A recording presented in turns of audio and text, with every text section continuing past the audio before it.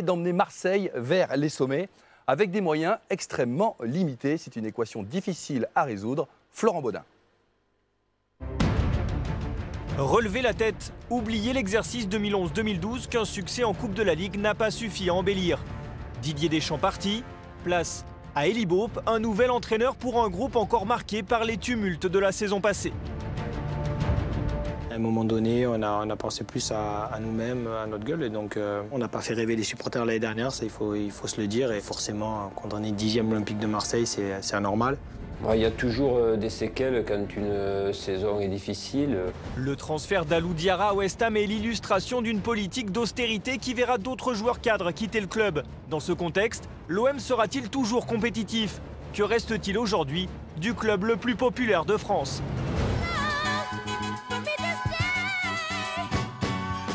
Pour la première fois depuis l'ère tapis, l'OM n'a pas vendu tous ses abonnements. Et pourtant, des centaines de curieux viennent chaque jour visiter le stade Vélodrome, preuve que l'OM jouit toujours d'une bonne image en France. On ne peut pas venir en vacances à Marseille sans visiter ce lieu mythique. C'est Marseille, c'est ma famille, j'ai toujours aimé Marseille. Alors. La passion restera toujours là quoi qu'il arrive, c'est quelque chose qu'on a en soi. Mais avant de faire rêver les supporters, les dirigeants marseillais souhaitent vendre. Azpilicueta vers Chelsea, Mbia en Angleterre ou ailleurs. Au final, tous les joueurs en orange pourraient quitter le club en cas d'offre intéressante.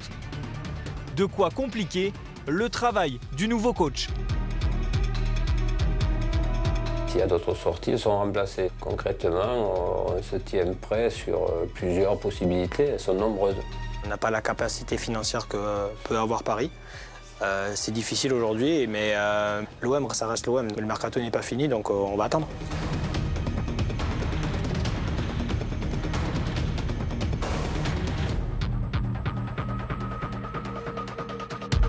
J'ai toujours pensé que c'était à partir du moment où on avait le ballon qu'il fallait penser le football, pratiquer un football offensif, de pratiquer aussi un football joyeux. Cette semaine, l'échange Joey Barton-Stéphane Mbia a capoté. D'autres rumeurs persistent. Kakuta, Boudbouz, Spajic. Mais pour l'heure, la seule recrue du club, c'est cet attaquant, Florian Raspantino, 24 ans, auteur de 7 buts la saison passée en Ligue 2 avec Nantes. J'arrive pas en tant que titulaire. Maintenant, voilà, je vais tout faire pour gagner ma place. C'est ce que je suis en train de faire à l'entraînement, me battre tous les jours. Ça va vite pour lui. Il était en Ligue 2, maintenant il se retrouve dans un gros club de Ligue 1. Donc il faut digérer un peu tout ça, mais il y a de l'avenir pour lui, effectivement. Un jeune joueur qui a l'OM dans le sang, lui, le minot de Marignane, ancien abonné du Virage Nord du Vélodrome. Quand on est d'ici, on est toujours supporter à fond derrière l'OM. Un souvenir contre Newcastle, un beau but de Drogba. J'étais dans les virages, donc voilà, c'est vrai que c'est des bons souvenirs tout ça. Quand on est appelé par l'Olympique de Marseille, c'est quand même dur de refuser. Je me sens bien. Je suis chez moi, donc voilà, après, je sais qu'ici, il faut mouiller le maillot et je vais faire le maximum. Des valeurs qui devraient faire mouche auprès des supporters. Reste à savoir maintenant si cela suffira à l'OM pour retrouver les sommets. Allez, comme promis, on en vient maintenant à la grande attraction de l'année, la signature de Zlatan Ibrahimovic au Paris Saint-Germain.